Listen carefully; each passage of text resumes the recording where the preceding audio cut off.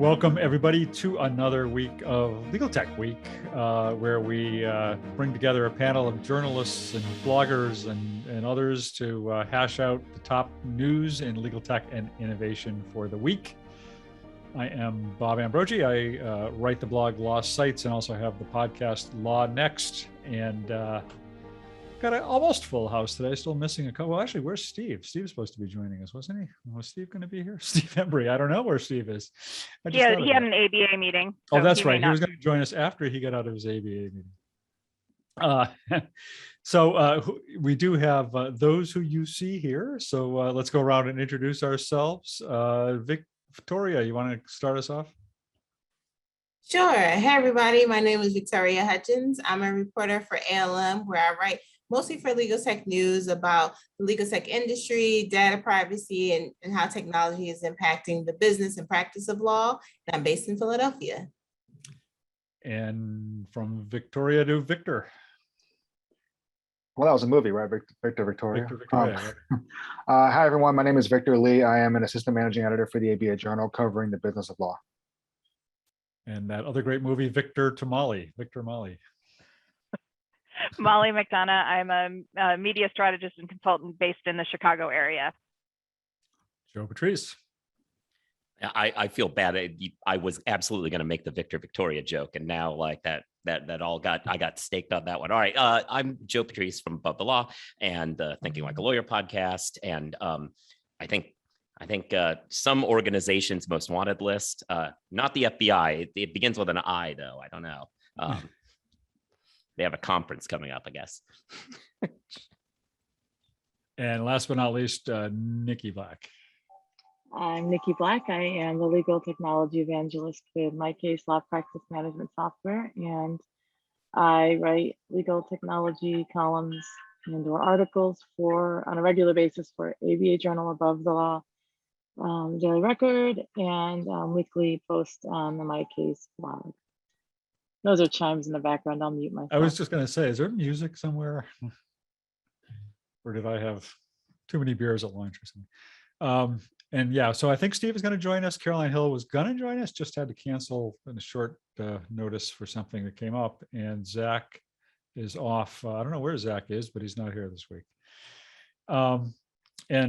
Boy, I had a crazy week in which I almost did no blogging about anything. So I have very little to contribute this week. But fortunately, our panelists have come up with a lot of good stuff to talk about. And actually, it's interesting because a lot of the topics that people have suggested are all focused on maybe the innovation part of the equation, or the way things are changing very rapidly in a lot of ways.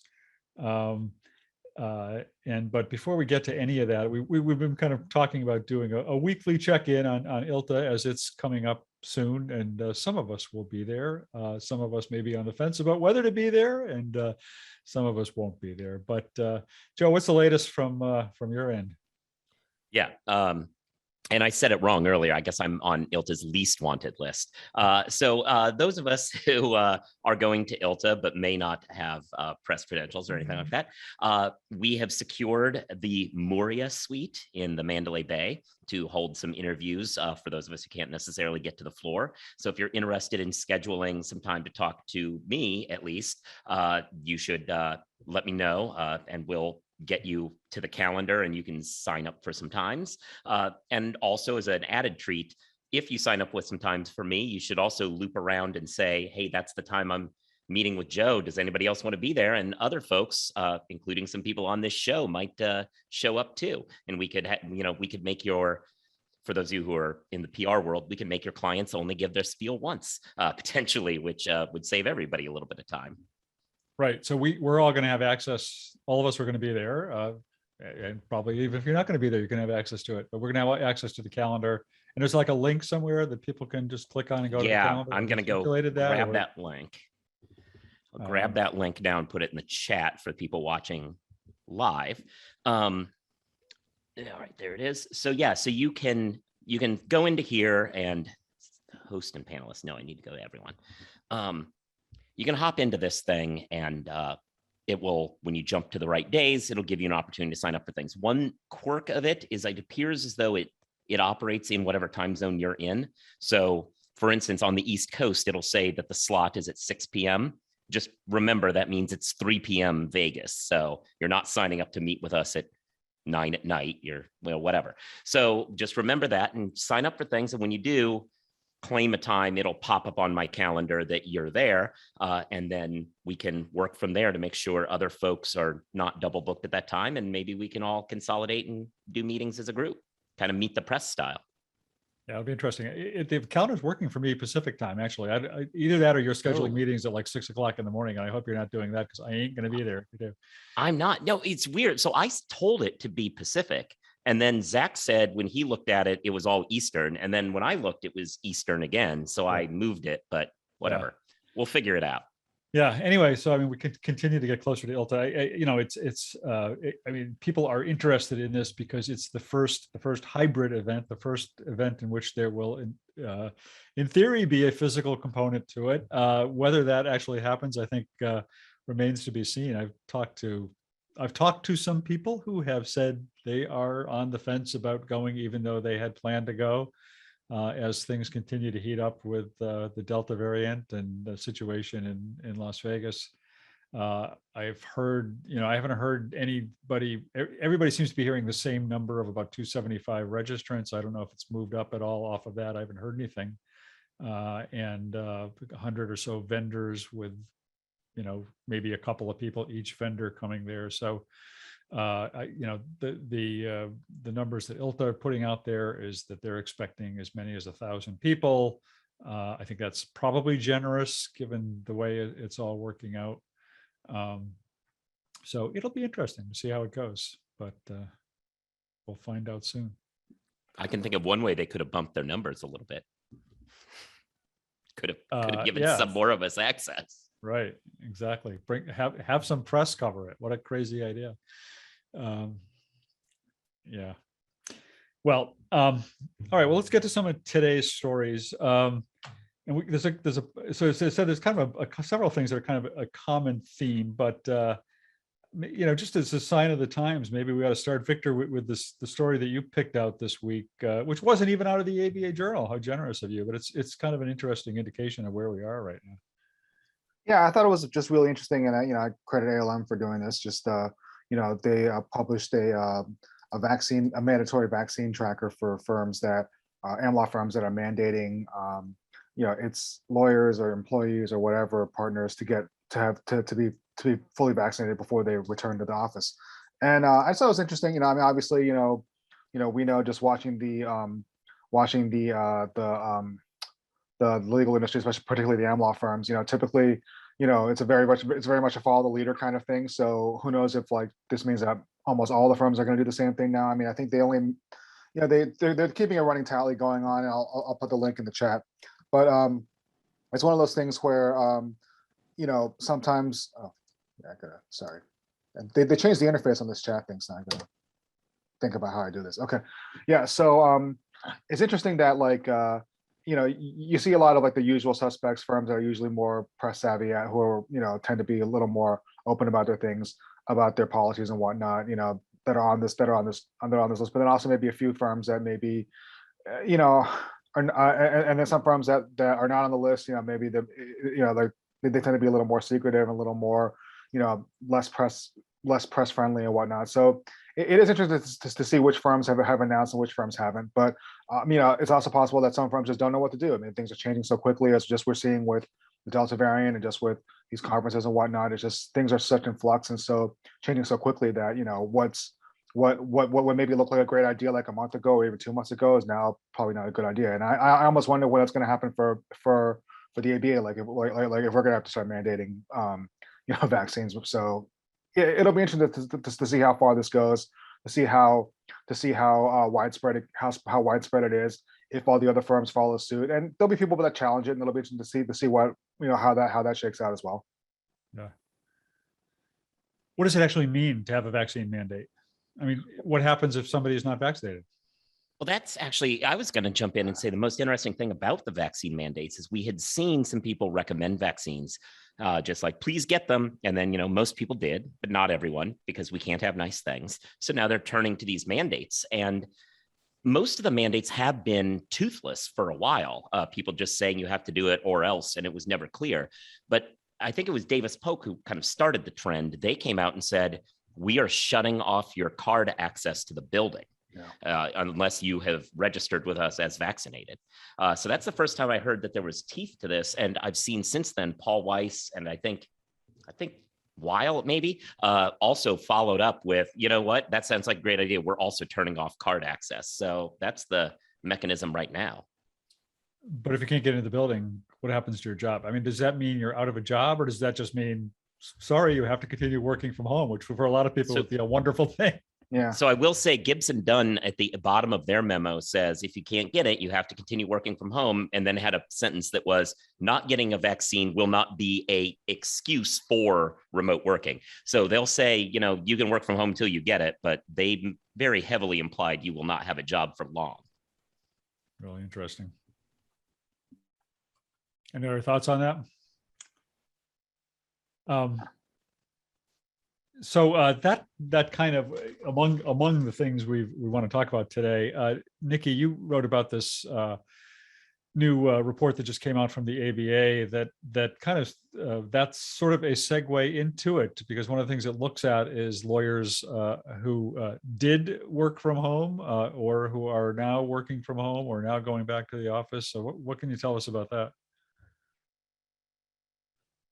Well, so I thought it was really interesting because it's the ABA profile of the profession, and I write about it every year, but typically it tends to mostly just cover demographics and sort of the rural gap, you know, in terms of lawyers. And this year it understandably so included a whole section on the pandemic and also a lot on lawyer stress levels, because the pandemic clearly stressed lawyers out, just like it stressed everyone else out. And the return to the office also causes a lot of anxiety for people. So let me get the link.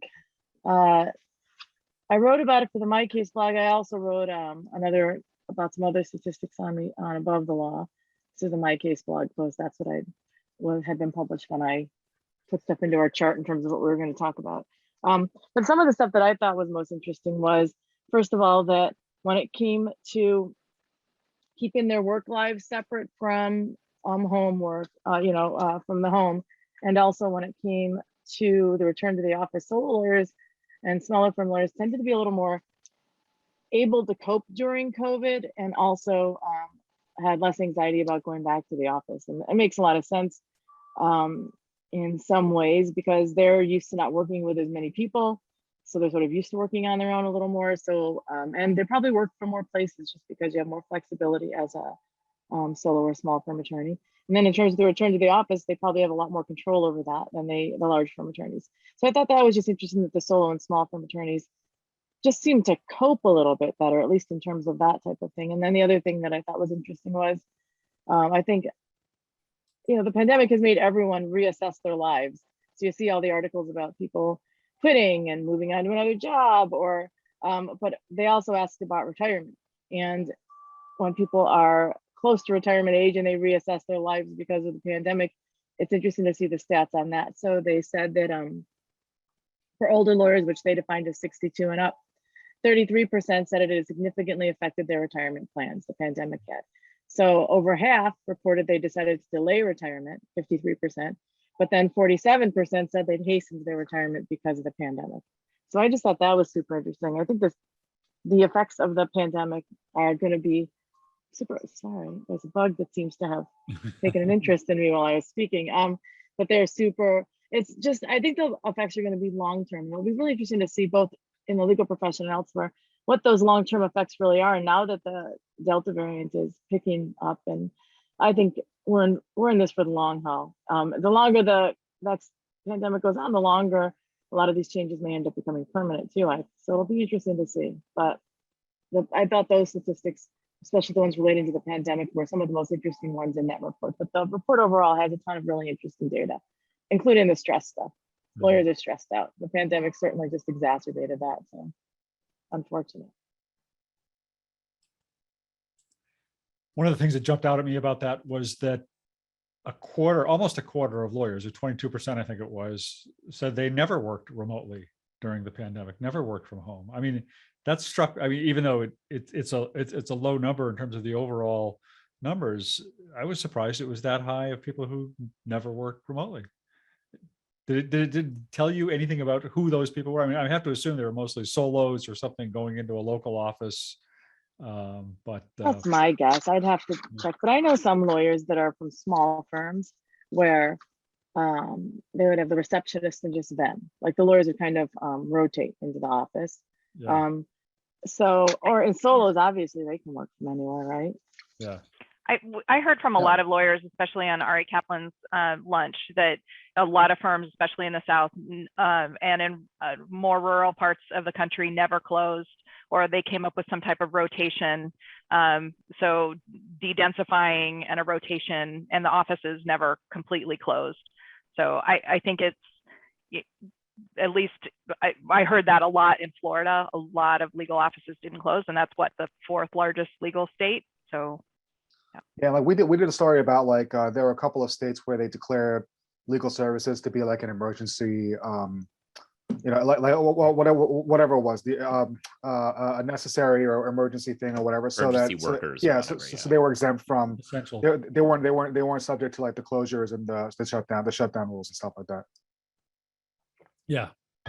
No, I can understand that. I mean, I've actually been coming in my office for most of the pandemic, but my office is like just me, and I just walk in here and it's there's nobody else here for the most part. There's a couple of other, professionals in a suite here, and some of them have come in, some haven't, but we don't even see each other for the most part. So it's a different kind of a situation. But yeah, that was really interesting. It's another one I haven't had a chance to fully dive into. The ABA State of the Profession report. It's always a good read, a really interesting read.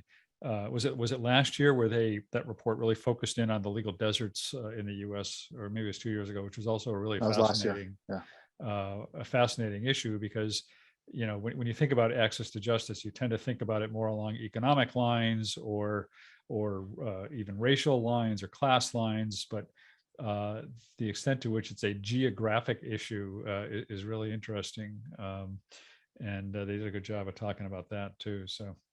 Always a good read. Yeah, I thought the article about this year's report was interesting, and especially when they mentioned about people of color and just like the stress that they were feeling while working remotely. And it kind of reminded me of one of my colleagues, I think from the American Lawyer, he wrote about these diversity inclusion efforts that we saw some law firms like announce and roll out last year during when we were working remotely, and people were talking about racial injustice and inequality. And he was saying those efforts, like working remotely, actually kind of helps the hiring, they're saying, of diverse attorneys, because you can give them that flexibility of not being in an office but still being employed by a law firm. But some people said just kind of like the retention and the promotion of those diverse attorneys may suffer in a remote environment because they're not getting those informal like partnerships, camaraderie, and that type of like business development. And they were saying that could kind of hinder people of color, minority lawyers in the profession. So it's kind of interesting, and it's kind of like, how are law firms trying to deal with that? Like, it's going to take them being really proactive. I don't know if you're hearing too many law firms like unnecessarily announcing those efforts, but it's something that I would assume they all know they need to take care of. But it would kind of be interesting to see, like what Nikki was saying earlier, is that going to be one of the long-term impacts of working remotely? And that issue actually is really interesting because it quasi-related. It reminds me of, was it the New York Times, I think, who did that article on Paul Weiss's partnership situation and diversity a couple years ago, which I thought they were a little unduly harsh. I think that Paul Weiss was not nearly, whatever, they were a little harsh, but I thought they raised some interesting points in that article. I'll see if I can find it, that were about that question of, is in-person mentorship actually helpful or not, or does these things sometimes go off the rails when in person? It was really interesting because they were talking about how the in-person mentorship efforts sometimes can almost feel more exclusive than inclusive. It was interesting. Let's see if I can I find think I it. remember that because I remember they Yeah. said the very few non-equity, well, equity partners that are Black, they get tasked with all like the Black, and it's not like Yeah. a formally like, but like the Black associates say like, hey, I can go to you and kind of like you can help me and mentor. And they're just like, I have to make sure that I'm building my book of business, and I just don't necessarily have time. And then I don't know if they said explicitly like maybe they don't feel comfortable going to their non-Black partners, but it's just kind of like they feel like they don't have anyone to guide them. And Yeah. then they just figure like, okay, I'll just like do a few years and I have to go somewhere else. So yeah, I remember that article. Yeah. No, it was very interesting. Yeah, I put it in the chat, but I think that's the one. Yeah, and it was talking about how like Ted Wells is stretched too thin, which means people can't do that, and which means, yeah, it was really, really interesting. Well, speaking of mentoring young lawyers, one of the skills that young lawyers have to have these days is legal technology. And there's a question of how do we assess the legal technology skills of those who are just coming in to be lawyers. And Joe, you've got something on that this week. In honor of the Olympics. Yeah, in honor of the Olympics, that was a perfect 10 segue. Congratulations, everybody. So Victor went outside of his publication. I'll go outside of mine. This is a Bloomberg piece that I was reading, and I will grab it now and put it in the chat. Bloomberg piece that I thought was interesting about, we've already had the situation arise where state bars say that, you've got to be somewhat savvy in tech and understand tech because it is an important part of this industry now. The question is, well, if that's what we're doing at the CLE level, should we be making young lawyers do that? And there was a question of maybe we should put that on the bar exam. My feeling is that we shouldn't have a bar exam, period. So I kind of am not a fan. But the article is actually really good. It talks about the idea that if this is going to be such a big part of a young lawyer's whole career, they should be tested on it to prove minimum competency, if that's really the word we think the bar exam actually meets. But then the flip side of it, and they talked to a bunch of folks, one of them is Casey Flaherty, who talked about like, I don't understand how you would even test that because it moves too fast. There's too much development going on. There was a lot of consensus that maybe this really is something that just should be left to CLEs, and I also think this was Casey's point, which is mine, which is maybe instead of trying to push more things into this stupid exam, we force law schools to actually have an integrated teaching style that gets at it. We too often push accountability for law schools to cover certain skills onto bar exams to test it on the back end. And we need to stop doing that. If it's more likely to sink in with people if we have a rigorous process of iterative learning over the course of 3 years than if we say, jam this in and choose D and C enough and you'll be a lawyer. And so it was a really interesting series of questions. Maybe this would help, maybe it wouldn't. Maybe this is more valuable than some other questions they have on the bar exam, and we could take that time and turn it toward tech. But ultimately, I very much came out on the side of it strengthening my it came out strengthening my already held belief that the answer is not a bar exam, but better law schools. Yeah, I would tend to agree with that. I mean, I tend to agree with your first point of what the heck is the bar exam for in the first place? And I don't really think it measures anything having to do with competency to practice law in any way, shape, or form. I don't see how you could test for tech competency in any real way. And the problem is tech competency isn't a single thing, like knowing the statute of limitations in the state of New York or something. It's a way of thinking about problems. And so I don't know, maybe you could have an exam question. It was kind of interesting that Casey Flaherty, who's got the ProCertis legal tech competency program, would say it's changing too fast to be tested, because ProCertis is still basically testing on like basic, Microsoft Word and Excel skills from 20 years ago. And I don't think they're really testing on cutting edge technology in any way. But yeah, I go for it. I mean, it's really up to law schools. I had one of my favorite interviews on my podcast recently was this woman, April Dawson, who's at North Carolina Central University School of Law. where she talked at ABA Tech Show last year about teaching tech in law schools and how to do it effectively, and also how to teach faculty to use tech and understand tech and use it as part of the overall teaching environment. So it's not just teaching tech, it's immersing people in tech as part of their education, so that that's what it will be like, when you, so you'll know what it's like when you get out into practice. But really interesting. Well, here's a curveball that I thought of. What if what the nature of the testing, not that I like testing, but whatever, devil's advocate. I think if there was a way to test it, what if the nature of the testing was about the ethics of it? Understanding when it is and is not acceptable to turn things over to a vendor or turn things over to an AI or what. Like, I think being up on those decisions might be valuable and testable. But yeah, I don't think you could test the way of thinking. No, I think you're right. You're completely onto something with it in terms of kind of what it is you need to know to keep your business and your clients' businesses safe through your transactions. That's the kind of, what kind of security you need to have. I mean, we talk all the time about, there's still most lawyers I know still don't use portals. They don't use encrypted email. I've literally introduced my own lawyer to encrypted email because she was sending really sensitive documents via email. And I'm like, nope, please no, let's not do this. And, her only alternative was for me to drop things off in person. And so, and I will not use her again. Like, that's just not going to happen. But I wish I had known earlier on, and it's going to be a screening question going forward about, how you communicate, what it is. But that's me, and I should have known better even going into that relationship. So I do think that there's a long way to go for small to mid-sized firms that just aren't even doing anything, and they have no appreciation or really understanding of, where they're putting themselves and their clients at risk. Yeah, and definitely when talking to like law schools, they'll agree that their like peers, the faculty and academics, they're not really well versed in technology, and they're just like, they'll kind of just ignore it, and just what we'll see maybe in like small and mid-sized firms not being aware of it.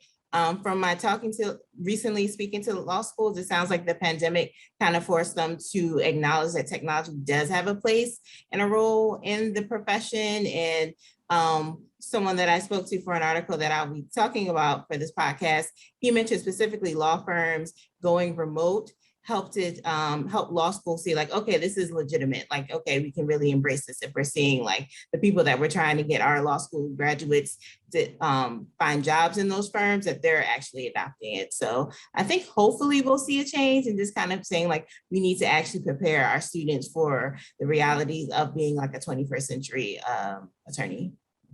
I just, something you just said just almost sets me off, just because like, how does a law school not fully appreciate this? So you're a student and you signed up as a student. You have to use a portal and encrypted sections to upload your financial documents and your records. Why aren't they holding the lawyers they're graduating to that same standard of confidentiality and security? And they're just not. It's just not part of the training or the appreciation. But I do think eventually, consumers are going to be looking for the encryption, the cues. Why isn't this more secure? I don't really want to. What is it? I don't want to be sending you all this affidavit with all these really intense details about my family situation without, some type of assurances that you're taking care of it. I don't know.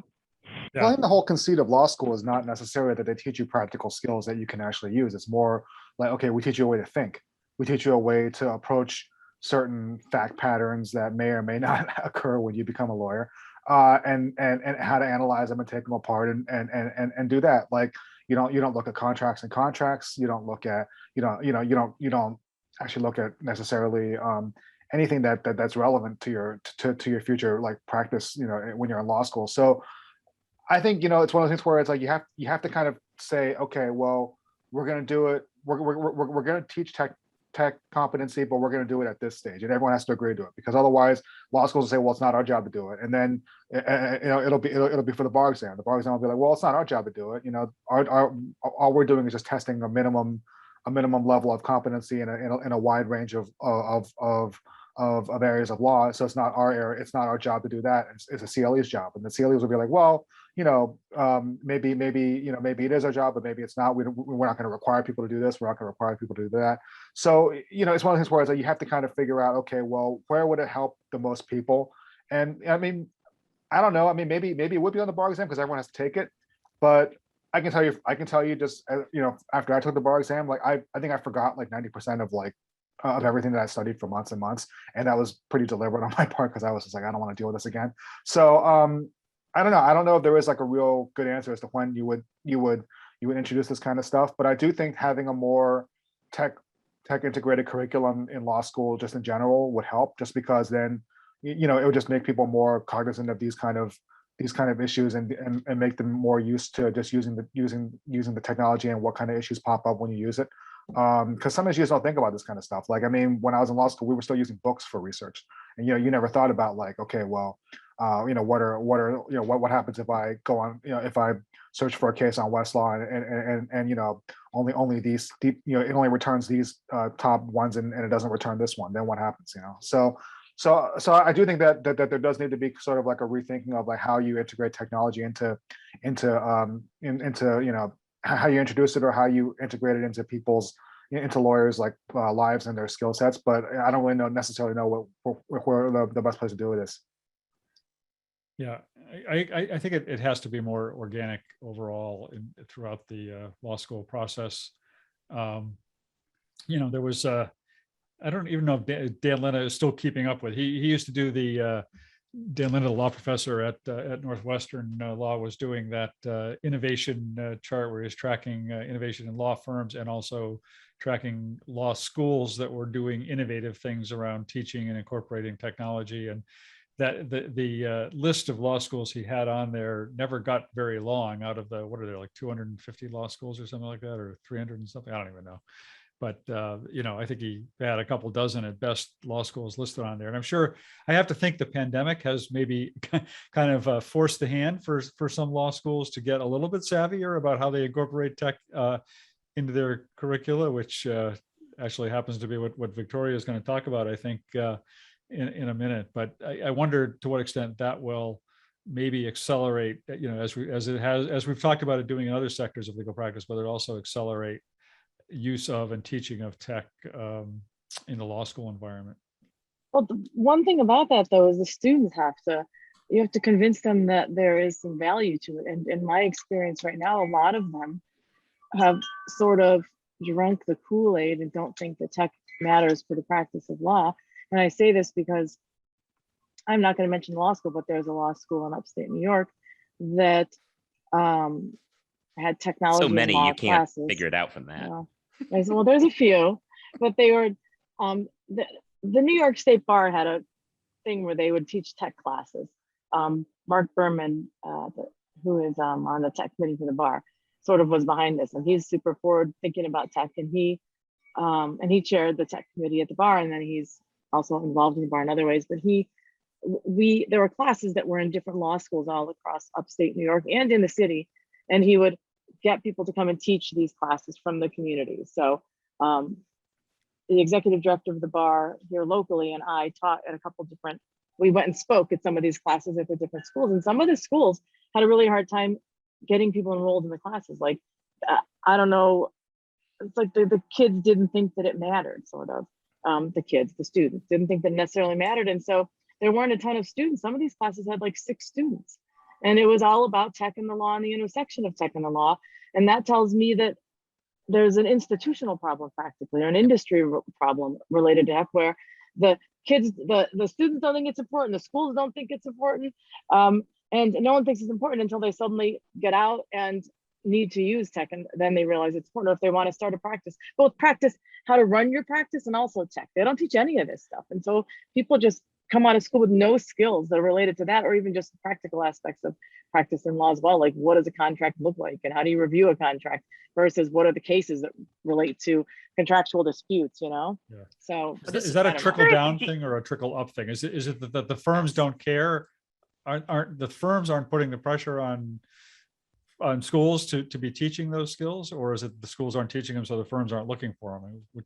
The vicious cycle. Well, so I have a question about a role for, so, you know, Catherine Sanders Reach and Adriana Linares work with directly with bar associations to teach as a member benefit of the associations, teach tech skills and do individual training and you know, larger trainings. I'm not seeing that at every bar association, but I see that as a value, as a member benefit, and I can see that as a good place for this. Where law school, maybe you're not sure where you're going to be, so you have to be somewhat general. You know, you maybe have this idea that you're going to be working for a government agency or a law firm, and you don't have to ramp up with all this tech information. Then suddenly you're solo, and you have to know how to run your business, and that's it. You know, that I would see as, you know, something then you would then take after law school to brush up on, or to get the latest skills, or you're transitioning from big law to a boutique practice, and you need to suddenly know all the pieces that you've never had to pay attention to before. It seems to me a bar association is a great place to have that benefit available.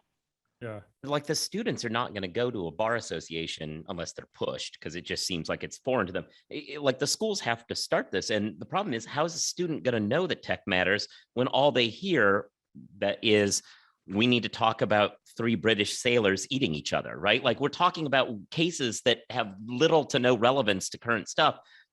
They're not talking about how the practice of law operates. And I understand that doctrinal teaching is important, but until there's a push by the schools that, hey, practice matters and you're going to be in a profession, and we're also going to talk about how the profession works, why would they ever even know to think about technology? Maybe it has to be more of a push. I mean, I remember having a conversation with a dean at a law school that is has a reputation as being one that's progressive around teaching about technology and having programs around technology. But that dean expressing the frustration to an extent that so many students are so focused on getting that big firm, big money, you know, New York or wherever job. And they don't want to spend time on what they see as they see them as ancillary. And I mean, this is in a school that's trying to create an environment where that's not viewed as ancillary, but the students are still seeing it as ancillary because I think that's what they're seeing in terms of what the job market is looking for out of them, not so much what the school is looking for out of them. But Yeah, that's what I think. Like the universities, they're like any company. If they see demand, then they'll respond with it. Like they have to see either students that are saying like, I'm considering maybe going to this other law school because they have a tech program. I think that's going to help me get a job. Or they need to hear from the local job market from the law firm saying, we want our students, okay, maybe they don't have to know how to use relativity, but they need to know how to encrypt email. They need to understand like, when do you hand off certain types of matters or contracts, when do you hand that off to like a contract software, but you understand like when you need to step in and oversee it and everything like that. So I think the law schools, they're just gonna wait until they get enough demand from it, and just kind of like the people paying the tuition or from the employers that they're trying to put their students with. So I think it's kind of like that, and just law firms, we're starting to see that a little bit, but it might take a while. there's a question from Rob Thomas on which says, to help clients evaluate a law firm's level of technology security, et cetera, maybe the state bar associations could require uniform disclosures by the firms annually so that clients can easily review their capabilities and compare firms. I mean, he's kind of suggesting a sort of a legislating of what Dan Lennon was trying to do with his innovation index. What do you think? Could something like that fly? Could state bars require firms to be more transparent about their tech and security and all of that? Do the states even so require uniformly whether you have to have insurance for malpractice? Like I remember, that was ages ago. I haven't looked it up in a long time, but I remember that being a big issue, whether they could mandate whether you had to disclose that you had insurance. So I don't see that happening. Right. If you don't even have to disclose, you're not covered for malpractice. Right. Yeah. We do in Massachusetts. We have to disclose that. Is that something they could even mandate? I mean, because like I would think that that would touch upon like a lot of confidentialities and a potential like potential, yeah, like they could probably just claim that that's confidential information, right? I mean, I don't know. I guess it depends on what you're asking for and like how you know how you phrase it. It's always devils in the details kind of thing. But Yeah. yeah, I would imagine that anytime you're requiring firms to disclose a certain amount of information, they would just get very defensive about that. Yeah, I've wondered that. I mean, I've had some conversations with people who are looking to try and get firms to sort of more voluntarily kind of disclose information about their tech stacks. And I just wonder whether firms would even not even a confidentiality issue, more almost maybe a competitive issue or something, how much they want to actually kind of disclose about that. I think they would fight that. But Well, anyway. and as much as I appreciate disclosure, I think some of that could just be a roadmap for hackers too. So, Right. too much getting a little Right. too specific with that. Right. So one of the other outfalls of the past year has been that law schools are doing more teaching online, and that is that is causing them to look at other ways of creating all of that content and producing it and sponsoring it. And Victoria, you've got some news on that front, as you alluded to earlier, but you can fill us in a little bit more. Yeah, definitely. During 2020, because of the pandemic, the ABA relaxed its rules about distance learning because of state mandates and health concerns. And a lot of law schools went remote, or at least relied on being hybrid more than they had in previously. And I reached out to a few of those law schools, and they said they kind of see more after having to be forced to go remote. They say they saw kind of like efficiency gains and kind of like they would consider continuing to have at least some remote courses for the law school program. And I thought it was interesting. And of course, like the ABA so far hasn't accredited any online only JD program, but if some law schools want to have like some more remote courses, it supposedly isn't very easy for them to do it themselves. They usually go to like a vendor, an online program manager. And I found out that these online program managers, they actually like some of their fee costs, they'll like take a cut of a law school's tuition for a few years to pay for those services. And they'll just like set up the tech platforms, keep it updated, keep the faculty, like provide them with guidance about how to use the program, and also help them market like, okay, you have more courses and these types of courses available now.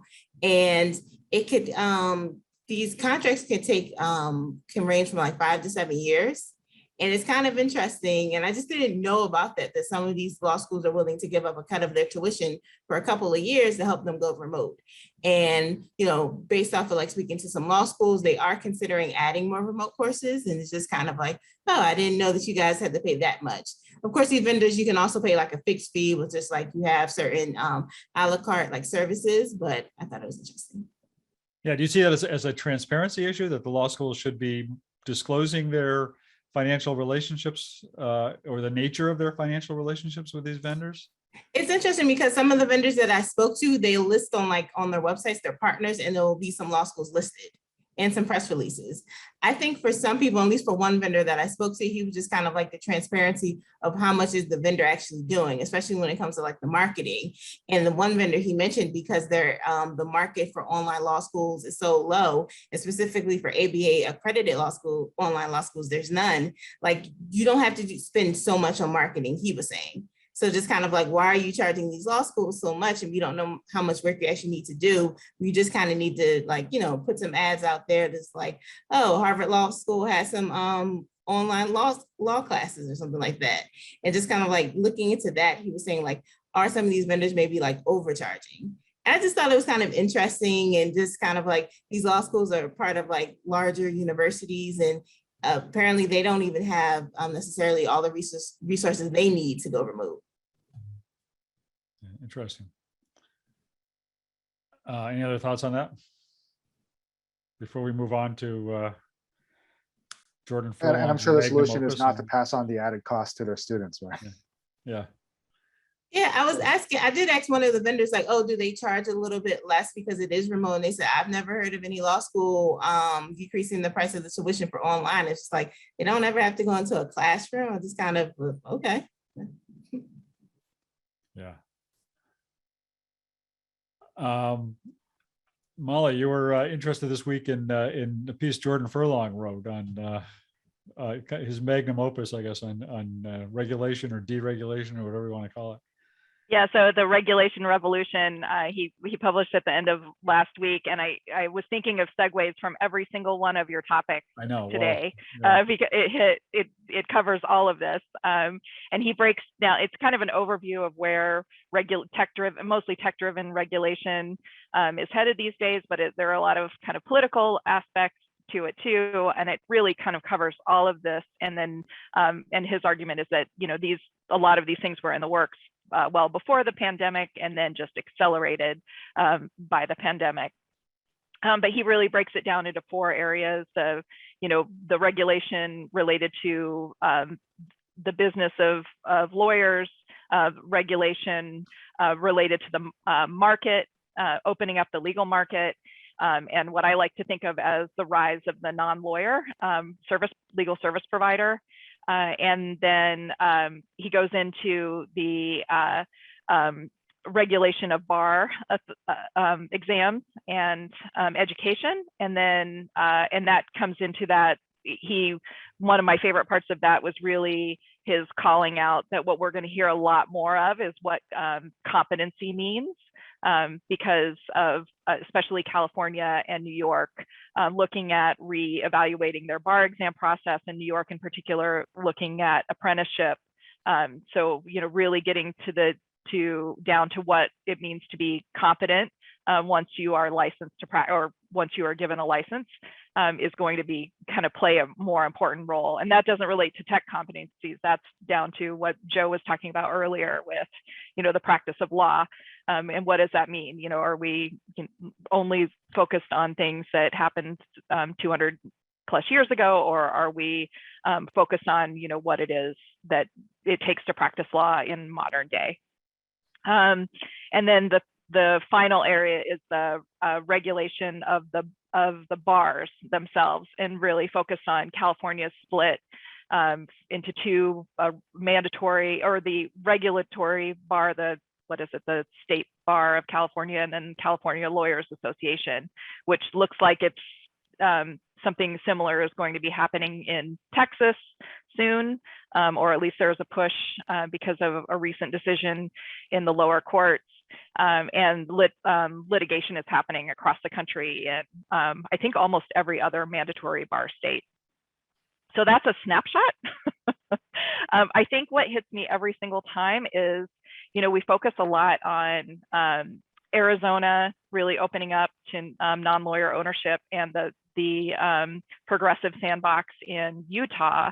But really what's flying under the radar are the number of states that are either already licensing paraprofessionals or very close to licensing paraprofessionals. So several states already are really either building on some limited licensing or vastly expanding the role of paralegals to provide legal services.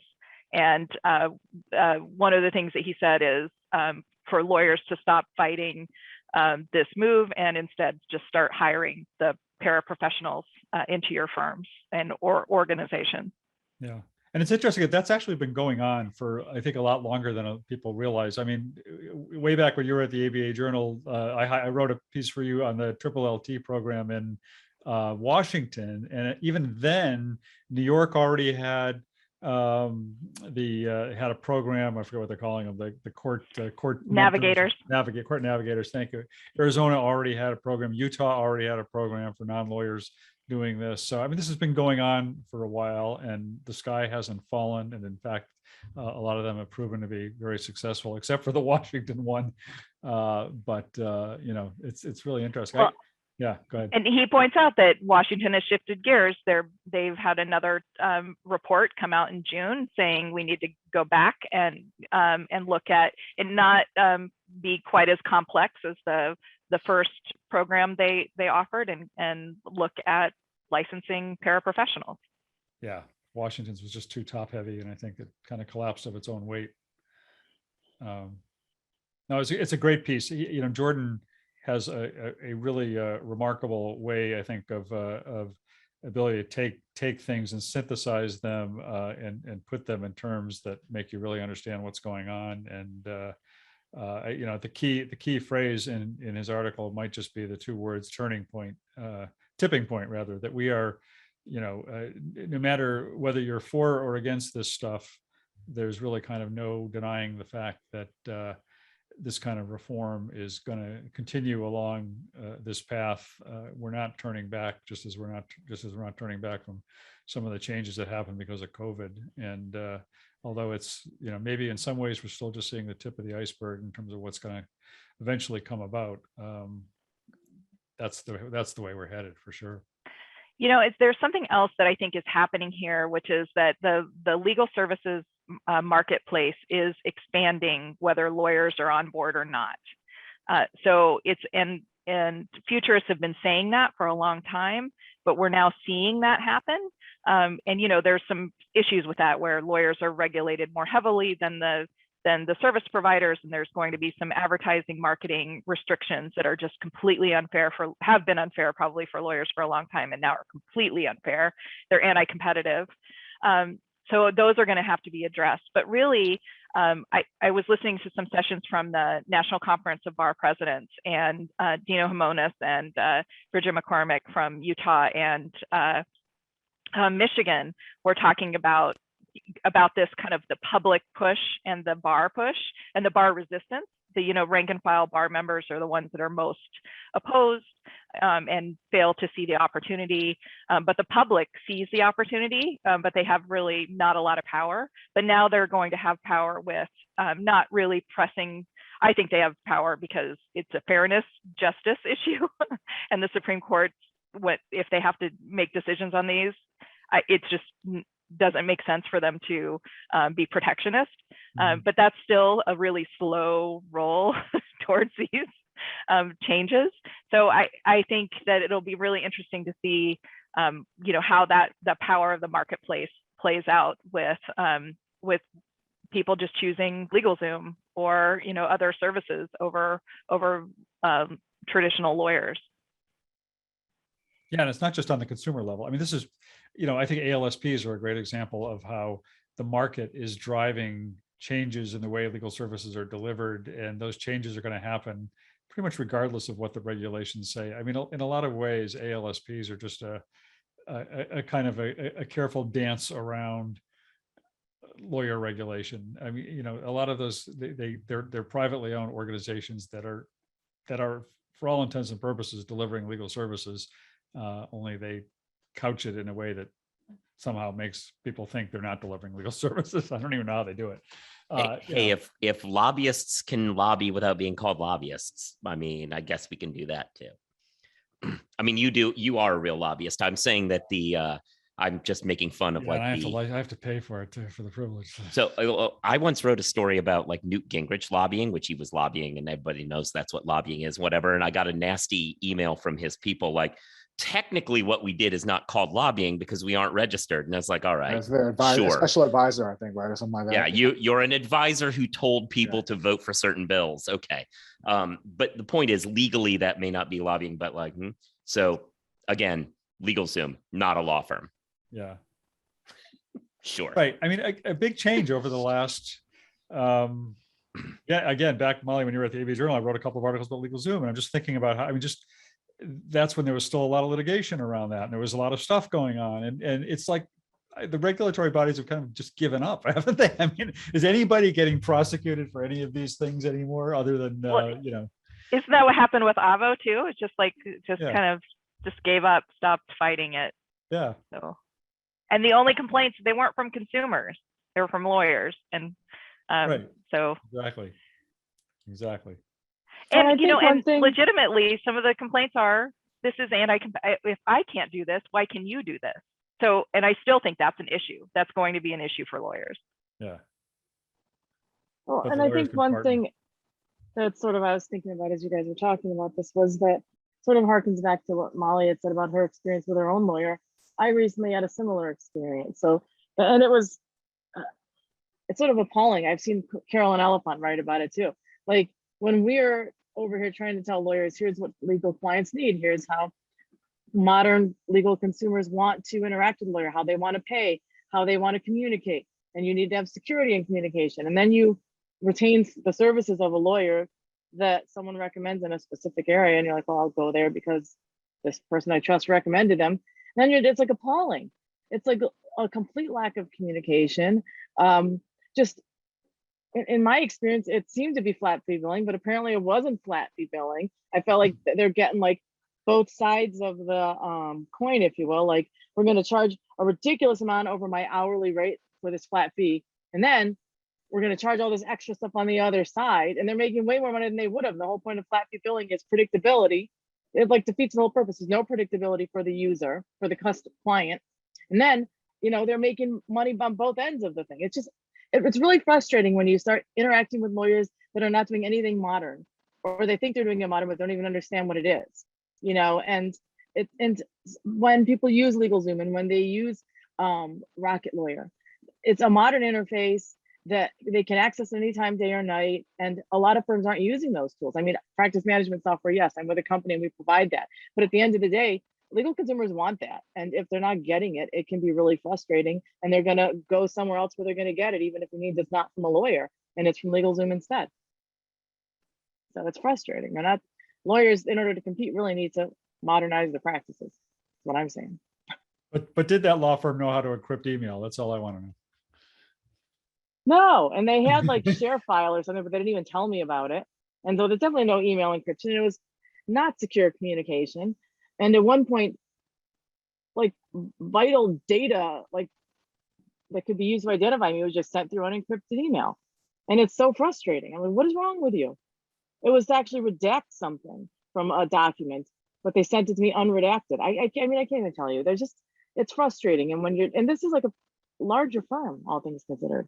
So, right. And you're a savvy consumer of legal services on top of it. So imagine people who are less familiar with the legal system trying to figure this all out. Yeah. And that's, I think, where all that competition comes from. And lawyers don't even get it. It's because they're not providing services the way that the consumer wants them to provide it. And the consumer is going where they're going to get that and get it at a much more reasonable price. Yep. So. All right. Anybody, anything else? Any rants or raves or good of the order or anything else anybody want to bring up before we wrap up today? I thought Nikki's was a pretty good closing rant. So. Yeah. All right. So you're gonna leave with my anger driving the closing of this. Okay. All right. No, it's well pointed, well directed anger. I mean, it's deserved anger. So. All right. Well, thanks everybody. Thanks for listening. Thanks to the panelists for participating, and we will be back again next week, I hope, with another session of the Legal Tech Roundtable. So look for us then. See you all then. Bye. Wow. Have a good weekend.